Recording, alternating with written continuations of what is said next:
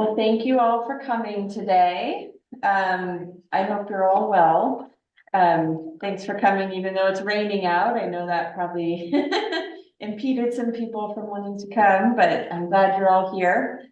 In honor of Historic Preservation Month, we're here to celebrate the people and projects that contribute to the preservation of our beautiful community. Thank you for taking the time out of your days to be here. My name's Stacey Henderson, and I'm a senior planner with the city of Ellensburg, and the city's historic preservation officer.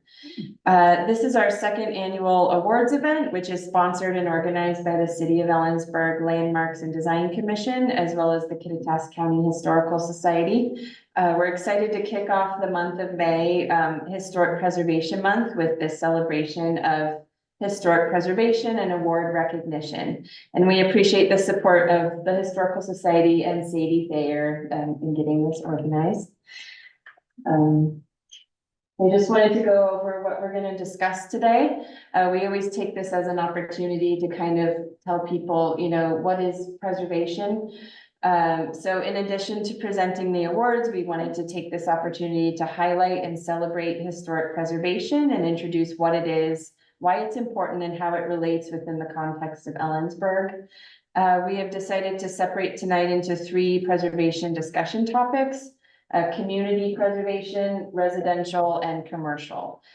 These are all topics our organizations and the Landmarks Commission focus on, so we hope to help provide an answer to why should I care about preservation or old buildings?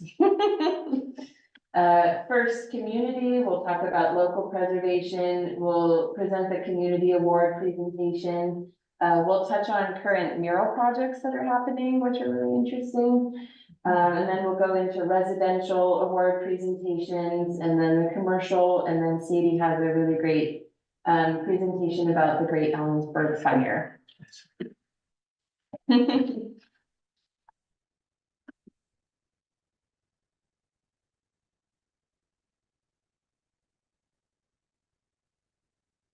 So what is historic preservation?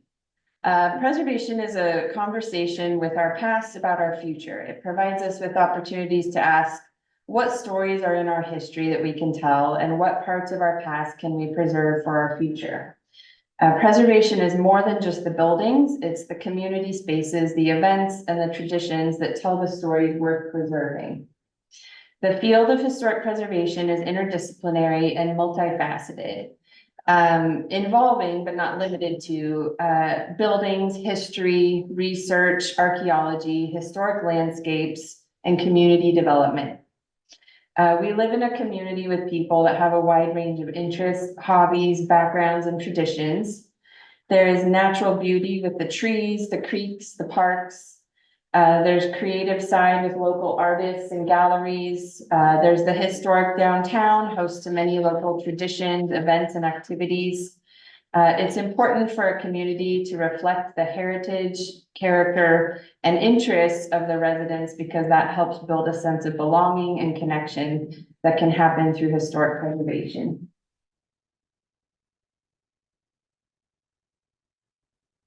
In Ellensburg, we have many traditions and events that take place somewhere special, but aren't necessarily associated with a specific building.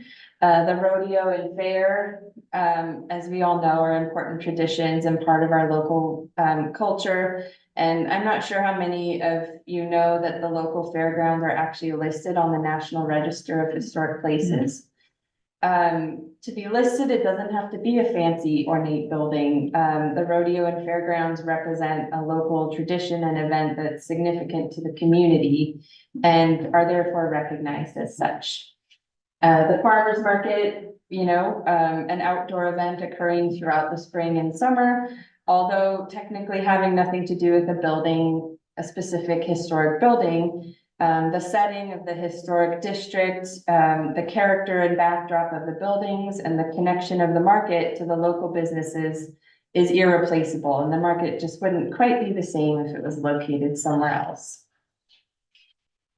Events such as buskers in the Burg, and trick-or-treating downtown, all of these memories, whether we realize it or not, are connected to the places that surround us. Ellensburg has an amazing building stock for a town of this size. And it's been preserved really well before my time and other people who've been working on this a long time. Ellensburg has 3 National Register districts, and 2 of which are also listed on the local landmarks register. There's a downtown district and a residential district. There are also several individually listed properties. The historic districts and many neighborhoods in Ellensburg, in addition to representing important history, represent a wide variety of designs, styles, and details. In the downtown district, there is Art Deco, streamlined, modern, brick masonry, vernacular designs, and Italianate, just to name a few. The residential historic district demonstrates a wide variety of design styles and history as well. These details add character to our neighborhoods and districts and are worth preserving as part of the fabric of Ellensburg. In discussing what's important to the community, the chair of the Landmarks and Design Commission, Fred Redmond, will now present the Community Selected Award. Yeah.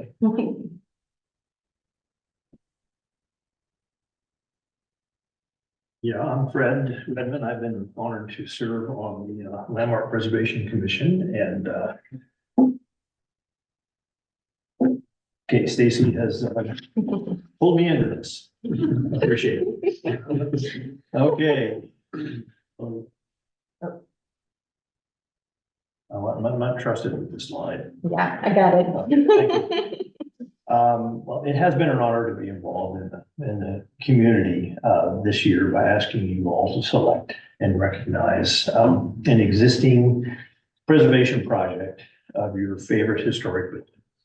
And over the past few months, we have been reaching out to the community for nominations and votes. The idea behind the Community Selected Award is we wanted to hear from all of you about what you care about and want to preserve.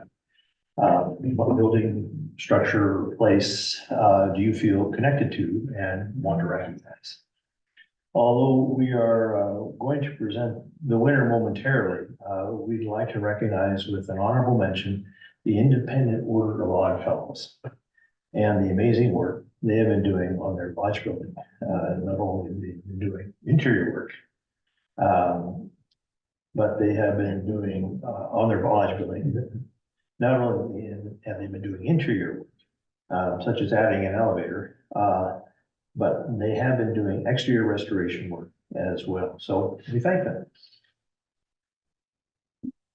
So now to present the community award. We'd like to congratulate the Thomases for their hard work and dedication towards the preservation of the windmill building. The windmill building sits on Main Street and was built as a gas station and motel office in the 1940s. And it's an excellent example of our roadside architecture in Ellensburg. Roadside architecture became popular as car travel increased around the country. The whimsical design of the building, shaped like a windmill, was used to help advertise and call attention to the businesses from those traveling on the road. The building has been utilized as a gas station, then a service station, a septic tank service business, and in the 90s with a coffee shop briefly took over. The building's become an important landmark for many members of the community. I count myself among them. I remember coming up here as a kid and passing by and always wanted to give a good look at the windmill.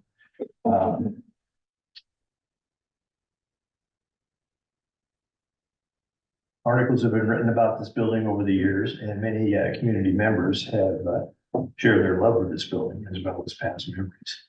The Thomases are working on restoring the interior as they are able to, and have recently painted the exterior. As many have noticed, the blades are currently removed. They have been working on figuring out how to restore these important features of the building. This has proven to be a little difficult project, as the blades are easily left exposed to the elements and will need to withstand the elements of wind. Small task. So anyway, thank you to the Thomases for your hard work and dedication to keeping this local landmark in our community. So please come on up, accept your award.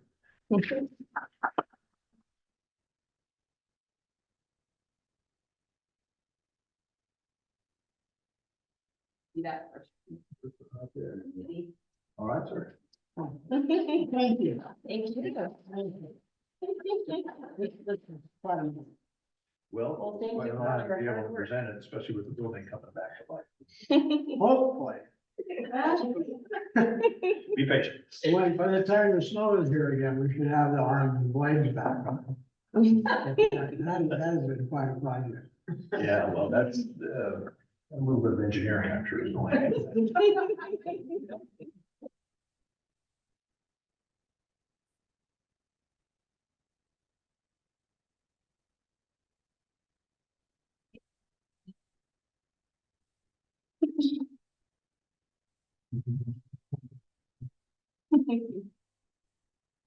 Thank you, Fred. Yeah. So in addition to buildings, other aspects of neighborhood and community design can contribute to historic character. One popular and important aspect of historic preservation focuses on murals and community art. We see murals all over our town. Some are signs and relics of past advertisements and businesses. Some are art representing local events or traditions, and as of late, a new mural representing Ellensburg, both past and the future. So why preserve them? Murals are more than just art. They can be a voice for a community, embodying their ongoing stories. They can reflect local heritage and traditions. They are a form of public art that can incite social action and preserve history and legacy of movements. And they can foster communication, collaborations, and positive social change. The city of Ellensburg actually has a historic mural inventory. You see murals all over town, and I get a lot of questions about who takes care of these? What do we do with them? How do we fix some of them? Because I know a lot of them are fading. The city does have a mural ordinance to guide people through the thoughtful installation of a new mural or restoration of a historic mural. So that's one thing that I and our commission kind of try to help people with, because there's a lot more to it than you originally would think.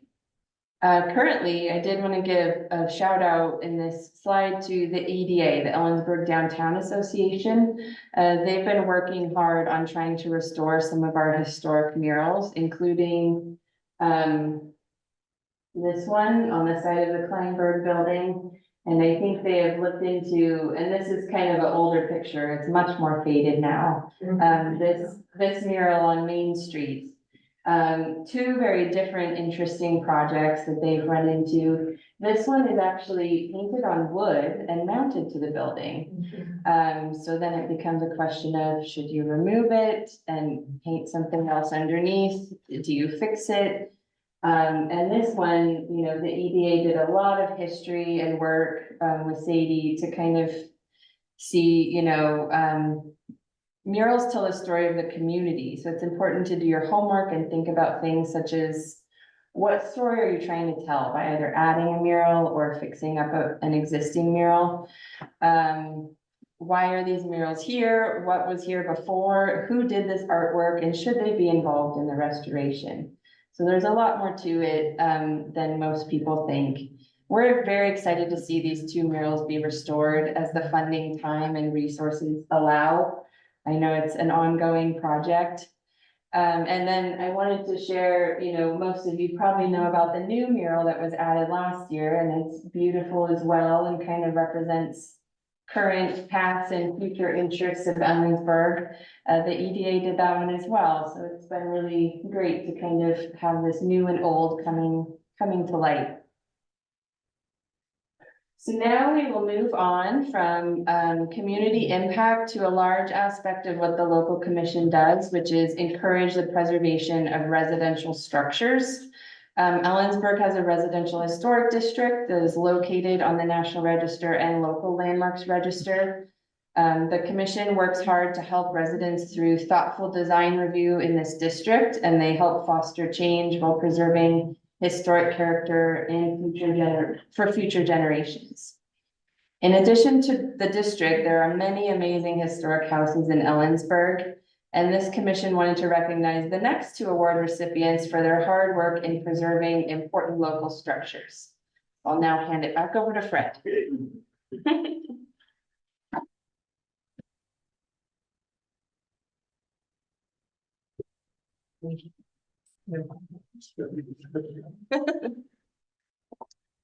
Okay, each year, the commission selects a recipient for a residential award, and this can be for projects, rehabilitation, or preservation of a historic residential structure anywhere in Ellensburg.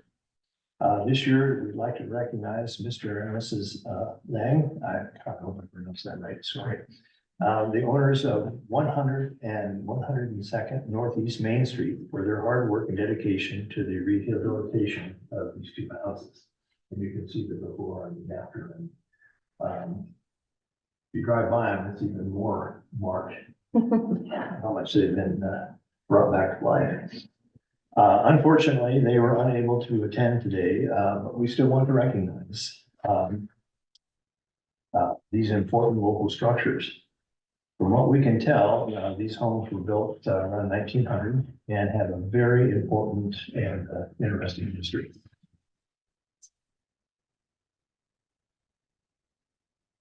Years ago, these buildings were actually slated for demolition to make way for a new building that obviously didn't end up happening. And instead, as you can see in the images, the homes underwent a remarkable transformation. Didn't realize you had a picture of that. The story behind these homes is valuable to the history of Ellensburg.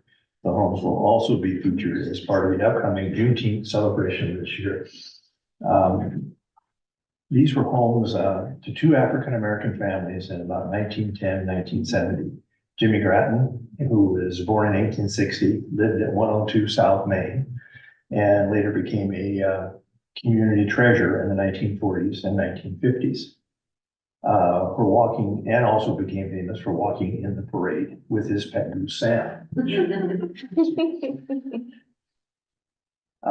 home at 100 South Main was home to George Wilbur Brewer and his wife. They moved into the house in 1911, and George worked as a porter. I just have something I want to add to. This is one of the great spots. Can we go back to the? Yeah. I'm kind of an amateur when it comes to preservation, but this is one of the great crossovers where you have a preservation that actually serves a community need and hoping for more. Okay, the next award we'd like to present is the Commission Award. Each year, the Commission seeks to recognize a project, a person or place that has contributed to Ellensburg preservation effort. This year they have selected Beverly Eckert for the Commission Awards. Beverly was selected for this award as a steward of history and preservation. She lives in Paul Lundstrom House and has taken exceptional care of it over the years.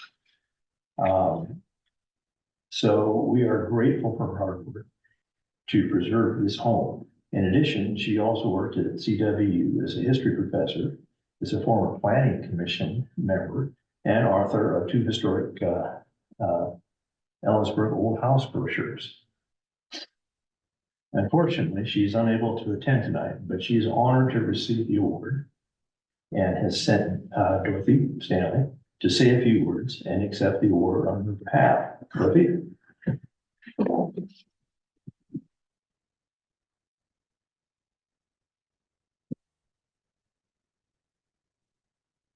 Oh, okay. This is what Beverly asked me to say. I would like to thank the Landmarks and Design Commission and Kittitas County Historic Museum for the Historic Preservation Award this year. All of these names need to be joined to mine for this award. When my mother came to live with me in the 1990s, it dictated an expansion of my house. Architectural consultant with Gary Neistat and a building contractor, Brad Estelle, both desired to adhere to the Paul Lundstrom Prairie style home that she adapted to. The house was built in 1952. And she also wants to say historic preservation, ensuring the continuity of the past into the present, and creates a stabilizing sense of belonging among community members. This sense in turn endures their work for the continued vitality of the community into the future. Thank you.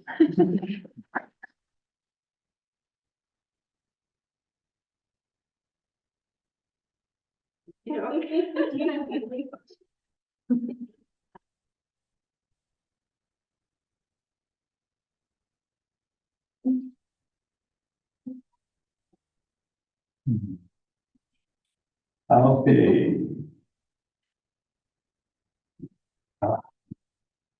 In addition to residential structures, of course, the main focus of the commission is also the historic downtown of Ellensburg, which is largely commercial. One aspect tourists and residents appreciate about our downtown is the historic charm and character of the buildings.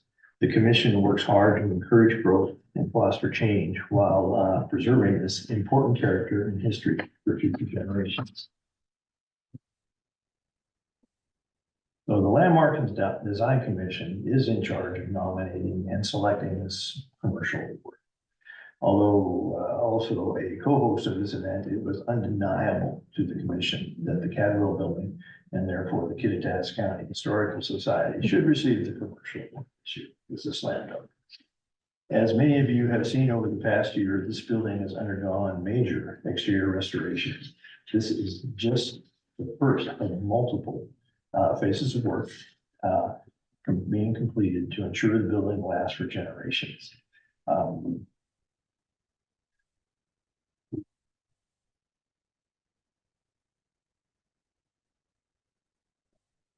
Just to go over a few of the many aspects of projects over the past year, Stacey and the museum have been working with local architects, engineers, masons to restore the exterior of this building. Most areas of masonry have been reformed, if not completely reconstructed. See some of this in the photographs.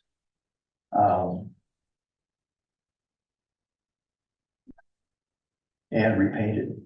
The tin work along the top has been fixed, stabilized, and cleaned, and paint has been reapplied. Parapets have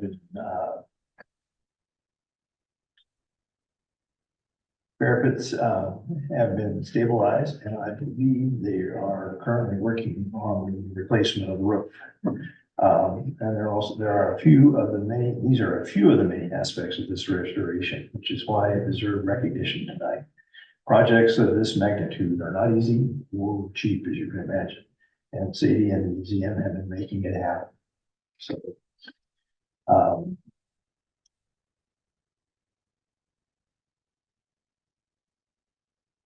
I'm sure Sadie has a much better comparison photographs of before and after their work, but here are a few after photographs we want to share. The new painting, clean masonry, clean tin work are certainly noticeable when you enter this building. This is one of the buildings that first attracted my attention because of the round openings and kind of round entablature. I'm not sure what they're calling it anymore, but anyway, it was council building and it really stood out. So the Landmarks Commission thanks you for all your hard work. Please come forward and accept your reward.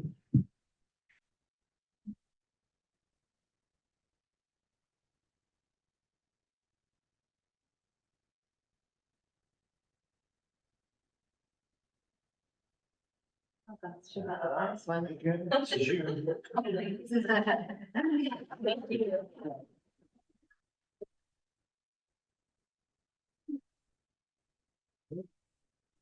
Back to you, Stacey. All right, thank you, Fred.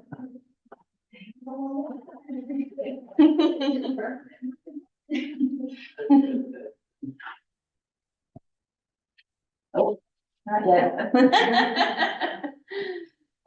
So another current event in historic preservation this year, well, not really current event, but we're celebrating and acknowledging the 135th anniversary of the Great Ellensburg Fire. Why do we care about a historic event when it comes to preservation of buildings? Because an event such as this transformed our downtown, the buildings, the streetscapes, the character we have, and preserve it as a commission and community was largely impacted by this event. As the last part to this presentation tonight, Sadie will speak to the impact of the Great Fire. Thank you. Thank you. Sorry, so I'm just 1 second as I do the change over. Should have worked 100%.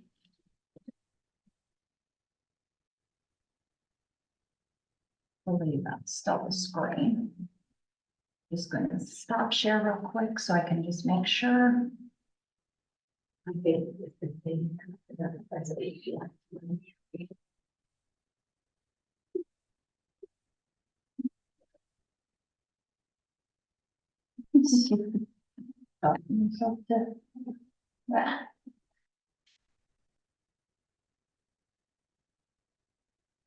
Okay, let's just hope that's still the thing. Okay. So the Great Fire happened 135 years ago, July 4, 1889. To bring you forward, a lot of our buildings in downtown Ellensburg bear the number 1889 on the buildings. What does that mean? Why should we care? Well, it did transform our whole downtown and make it a different. Before we can talk about the Great Fire, however, I do need to, oh, and of course my mouse does not want to work. We'll just do it that way. We do need to talk about the prehistory or the early history of our community. Before the settlers came, the land was and still is occupied by our Indigenous partners. This photo shows Siamwa Alhai's teepee at what is today the rodeo grounds.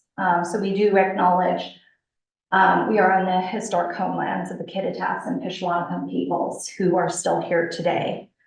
And when the first settlers came, or first persons came, they encountered these individuals in 1814. Alexander Ross, this drawing of him, was that first point of contact.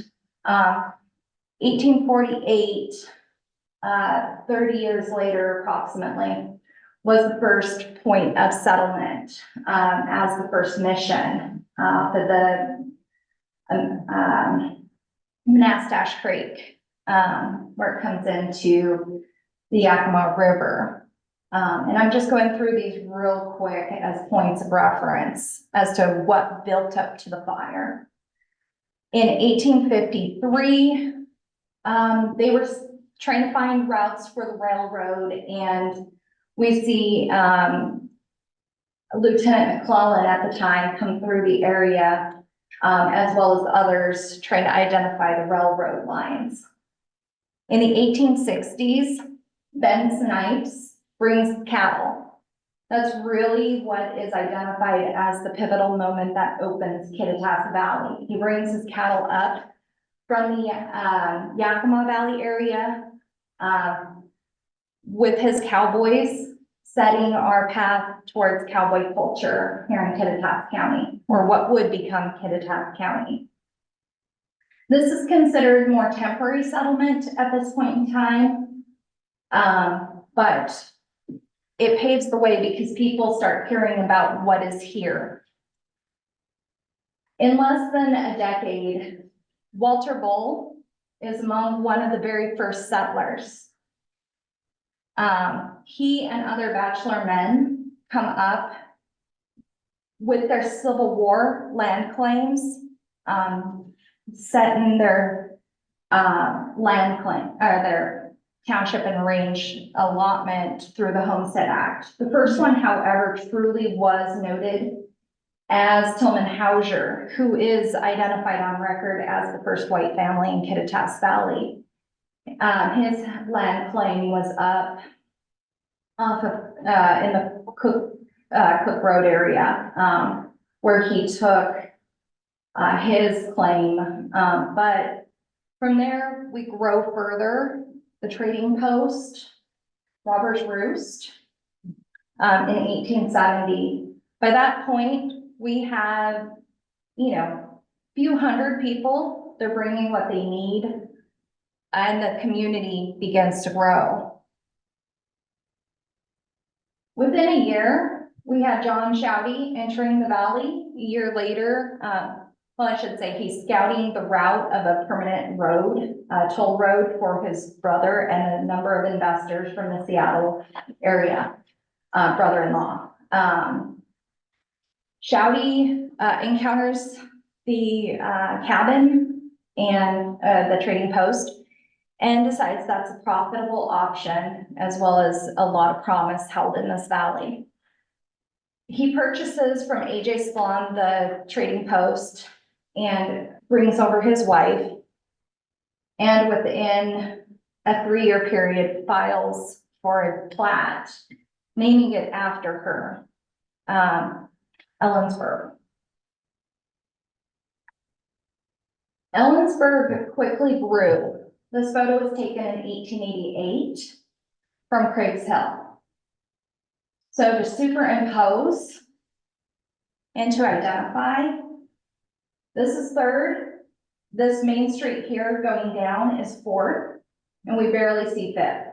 This building here, that's dark with the kind of tipped roof, that's the courthouse. That's Johnson House. That's the flour mill that Shouty and Josem originally owned, but Shouty only had it at that point. This is our city, and I should point out, there's Gettis. So that's the Gettis block, 1888. That's the Gettis block, a close-up of it. There's very few photos pre-fire. Usually it's just showing promise, showing either this is a storefront, had to be wealthy to have photos pretty much, or you were selling. So trying to advertise, you might have the railroaders advertising the town to sell lots or property or brokering a deal. So Geddes is working to help Shouty bring people to the community. This is off of Main Street, as well as this. Most of the buildings are wood, and those with brick primarily are brick faced, not full brick, unlike the buildings we see today. However, we had the railroad come to town in 1885 with the first permanent day-to-day in 86. We were kind of on a pivotal moment at this point in time. We were in the race for state capital, hoping to take it from Olympia. Only North Yakima was our true competitor, and if either of us would have joined with the other, we might have taken it. So just one more photo there, showing Snipes Bank. Today this is Wells Fargo.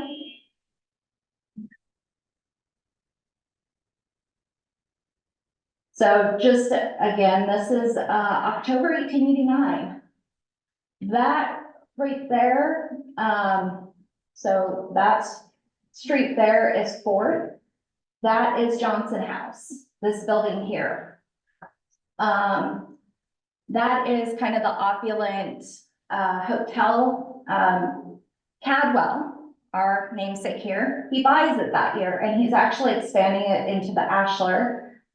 And So we've got at the very, very south end of this is First, Second, and Third, then Fourth. Town at that point is First to Sixth, Ruby to Water as a predominant downtown area and growth. July 4, 1889, though, we see a fire. Fire breaks out. J.S. Anthony's Blue Front store, dry goods store, grocery. We know exactly where it started, so right there on Main between 4th and 5th. Today, where the date, Brand just died, Night Owl, Early Bird, that place is. So that's basically where that fire took off from. It spread south, jumped across the street, continued, lit by the windy conditions. Ellensburg is notoriously windy, as we all know. But that night it was howling. It was dry as a bone. It was the middle of summer and the river was running low. The cisterns in town were empty. The buildings basically burnt like straw. And what brick melted like candle wax.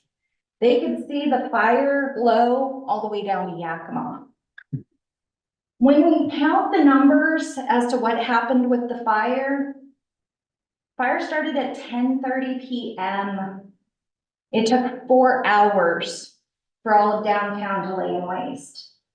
10 downtown commercial blocks gone. The homes of 200, or there's some accounts that it was 200 homes, lay in ruins. These are photos of devastation. So this is actually taken, if you were today standing at this location, you would be outside the palace. Looking down 4th, so right here's Wells Fargo. So right about here would be the tap, just for relation.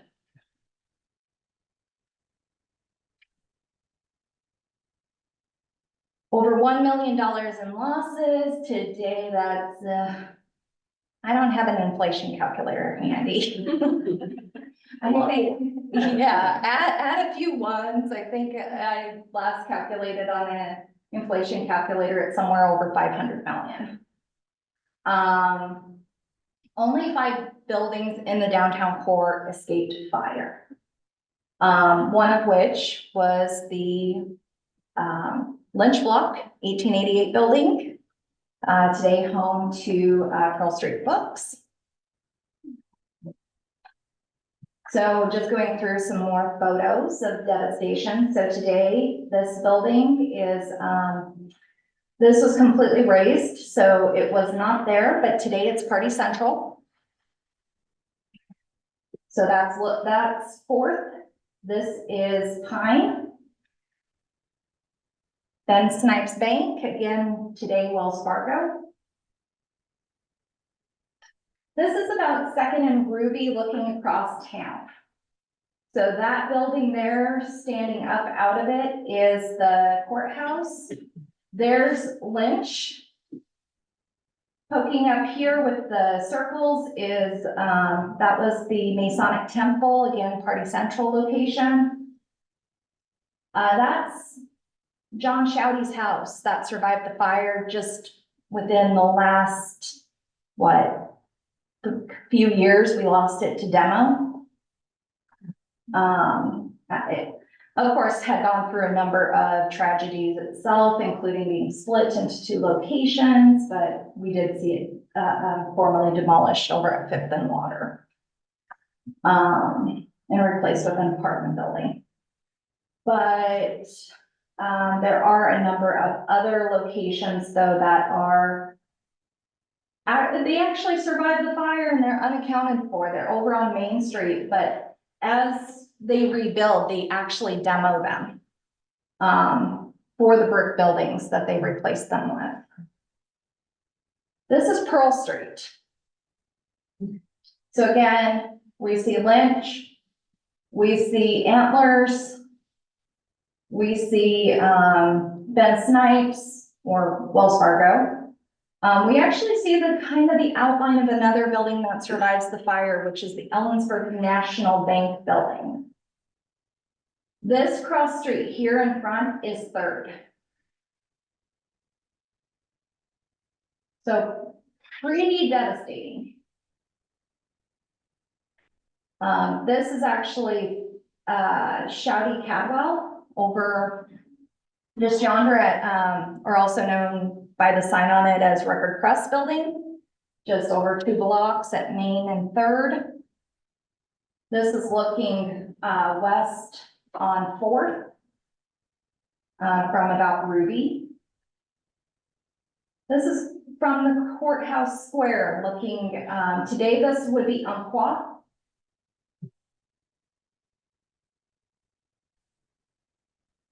Across the northwest, there are articles that come in. The convention had just been called into session over in Olympia to figure out where the capital would be, well, or how to build the government. They would eventually go to vote for where the capital would be. But there's messages of sympathy right on the floor.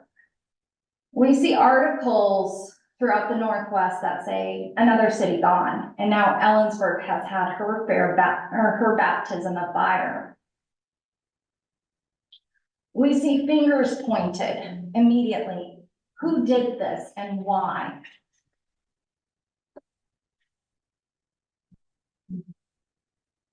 And the need of assistance. I'll just let you read this.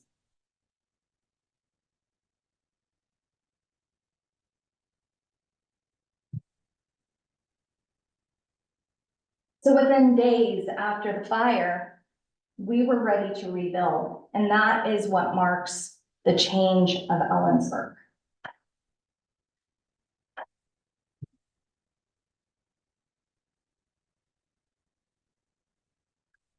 So this is one of the first photos taken within the weeks after the fire.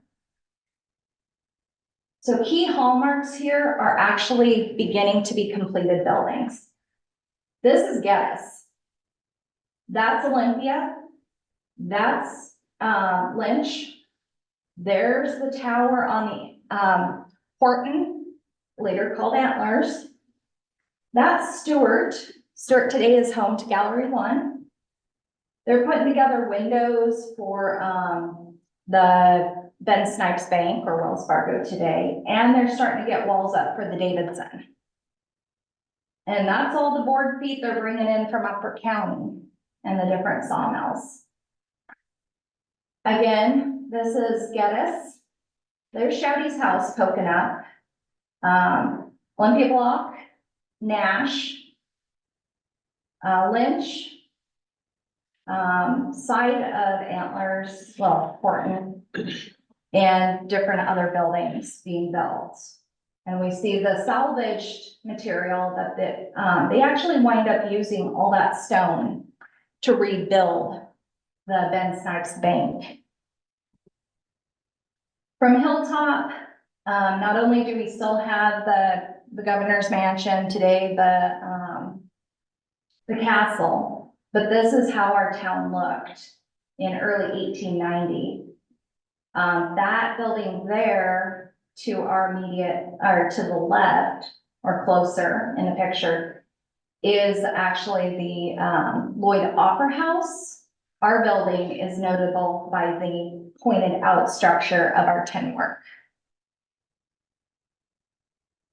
So other buildings that were built immediately after the fire. The first one actually completed was the Elmira. Its brick was sourced off of Craig's Hill, and it was actually completed and occupied at the end of August, 1889. So the fire happened July 4. All 4 storefronts and the second floor was completed at the end of August. And today that houses the Mule, if you need a point of reference. The Davidson and Stewart. So again, there's another picture of the, Elmira. There's Davidson and Stewart. Stewart again houses Gallery 1. Cradell and Fogarty. So this is Cradell. For those of you who are like, well, where's that building? That is 3rd and Pine. We lost the cupola in the late 20s. That building, Cradell or Fogarty's 2 halves are identical, only one half looks the same. This half we know as the Odeon today. So it went through in the late 20s as well, an Art Deco revival, and still appears that way, right? Kind of kitty corner from our building. So after the fire, this actually was taken, I want to say by September. So this is predominantly of a milk wagon. But there is Lyons Cadwell. There's SRG, and they're actually working to complete the top of it. There's Cradell, there's Maxie, and there's us. So we use a lot of photos, what's in the background, to identify what's going on in our local history. Not just what's in the foreground, because as much as we love the photo, the details are what make it possible for us. So buildings that survived the fire. Now, I've mentioned Lynch, and I've mentioned Ellensburg National Bank. So today, but I do want to point out, Ellensburg National Bank is not the National Bank of Ellensburg. That building is not that building. That building actually was put in 1930. The original one that survived the fire was razed, so it was completely demoed, save for the basement. In 1930, and that building had its grand opening in November 1930. In downtown Ellensburg, the only building that exists that survived the Great Fire is the Lynch Block, also known as the 1888 building that opened in January 1888 with an oyster dinner. One of the others that survived the Great Fire, I mentioned a few times, the Hotel Horton, also known as the Antlers. It met its fate, unfortunately, through another fire, 1967, October 24. Most recently, it was a city parking lot and was just traded to Hotel Windrow for private use by the hotel. What other buildings were lost in the downtown? Hopefully we don't see any others, but we did lose over time Olympia Block, so 4th and Main, or sorry, 4th and Pearl. That one we lost in 1979.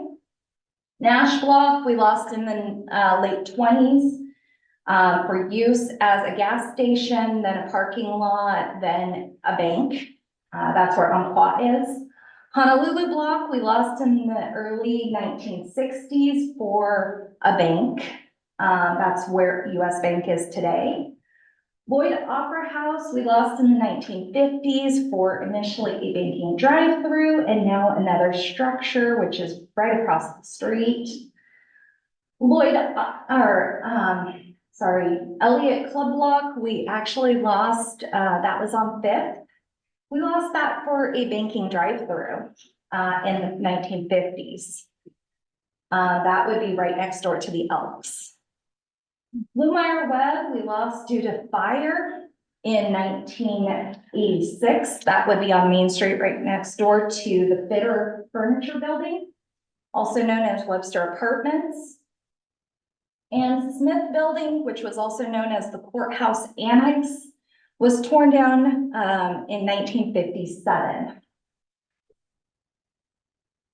So that kind of gets that. Now, that doesn't mean we haven't lost parts of buildings over time as well. In 1962, We lost part of like Lyons Cadwell, when the corner at Third and Main burned. And there have been other structures that have been modified, both unfortunately badly over time, and have been somewhat of a loss, architecturally. But hopefully with, change of ownership and the like, we will see, restoration. But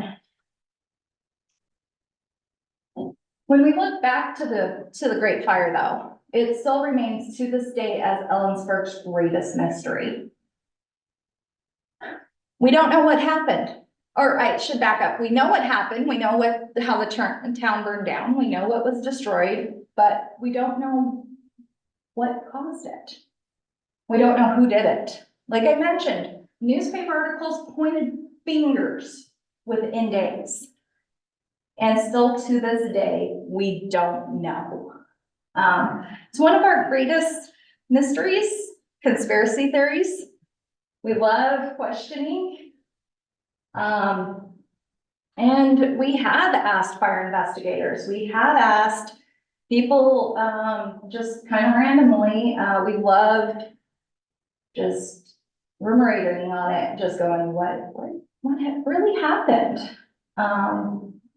And I could spend just a whole, more than an hour or so going in depth about each and every one of these causes. Which I won't, I'll save you guys that, but, we don't know. And until somebody opens, great grandma's trunk in the attic and finds maybe the smoking gun or a diary entry, you never know. So that's kind of, we just keep adding to the list and keep speculating. I guess that's all we can do. But it kind of wraps it up for me. Kind of looks back, like I said, it's 135 years, but the Great Fire was a major changing point for Ellensburg.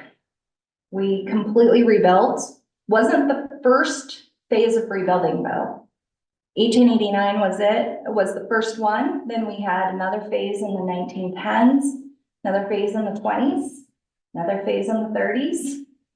Kind of keeps going. So we'll see where our community continues to go. But that's it for me. Any questions? Yes. Are there any residences that were spared that are still with us today? There are. So when we look at the fire photos, we will see houses in the background. The wind that night shifted so many times that the fire never came out of the downtown. So there were no residences directly in the downtown. That's one of the reasons I question and I find myself at odds with historical accounts because they will say it's 200 homes. And I'm like, there's no record that it ever really reached outside the downtown. So I'll say the homes of 200, or, that it was the homes of 200 people. Well, if you consider people were living on the second floors of buildings, or there was an attached dwelling to where they had their business in the downtown, then you can say, well, there are 200 people living in the immediate downtown area. So you can make that number. But if you see outside when you look at the photos and the devastation, there's really no houses. But again, until you get a true account of this place burned, that place didn't, this place burned, that place didn't, you unfortunately can't say for certain what was residence and what wasn't. So, Okay. Sorry.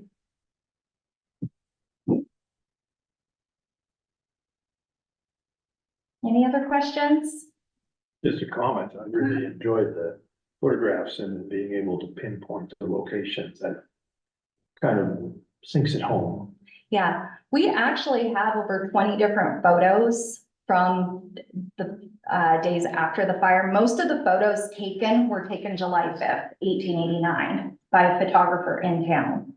So a lot of those photos you saw were with the smoke still rising, from, the morning after.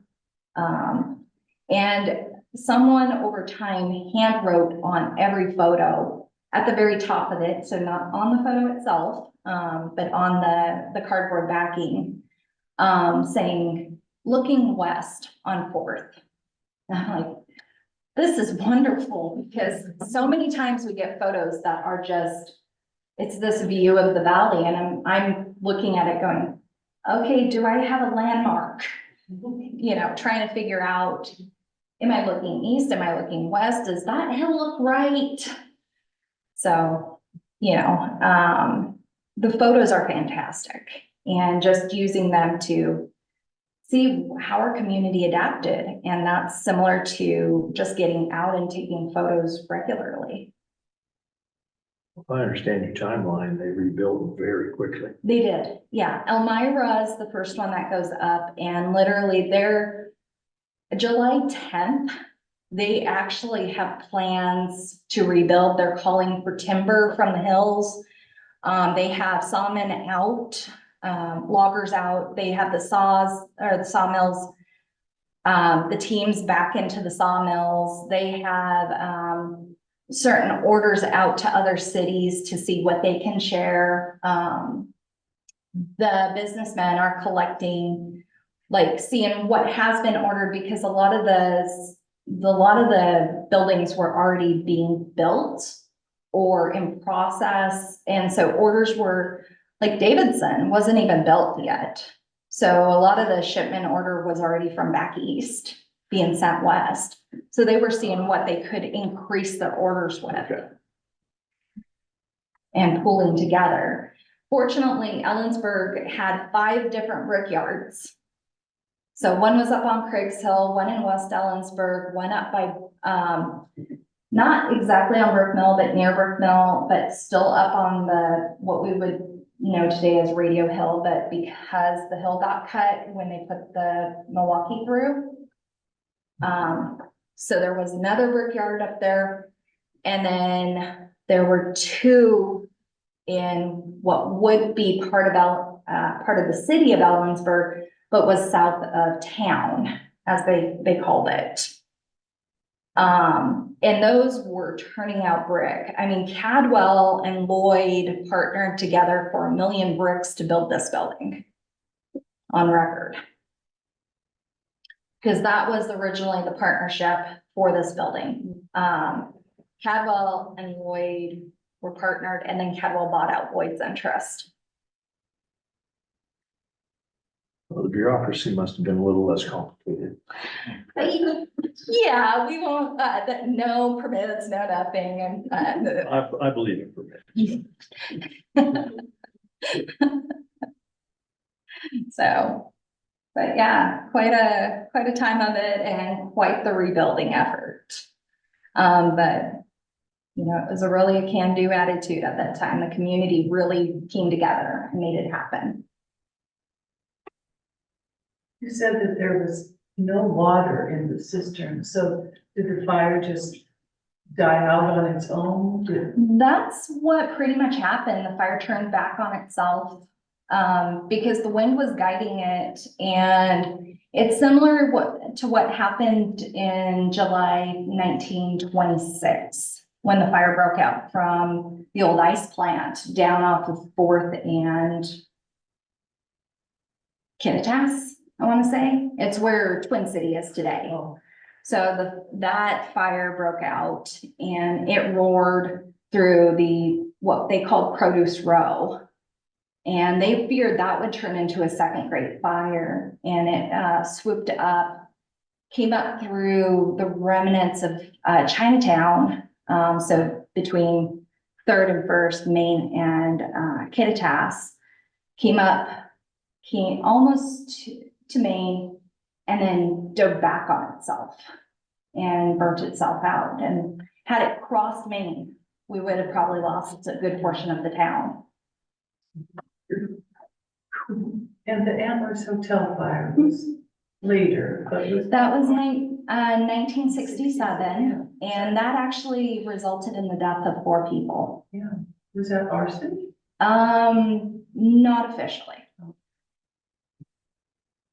It was the bus station. It was the bus station, it was Greyhound, it was the offices of the Chamber of Commerce, the Ellensburg Rodeo, and it was global travel at the time.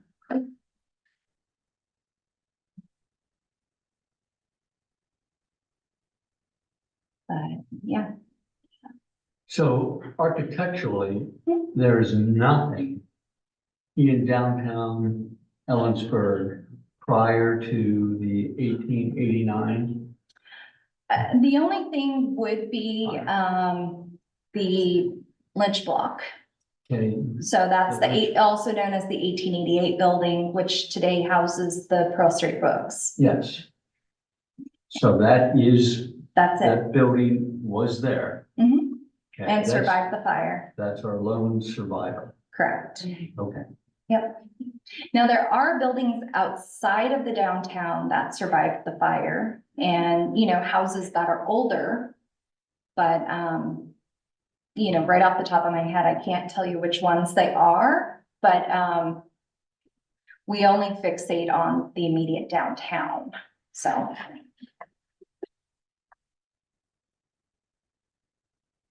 Any other questions?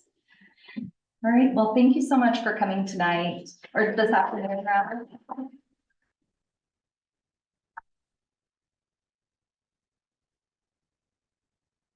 Any last questions for either Stacey or myself?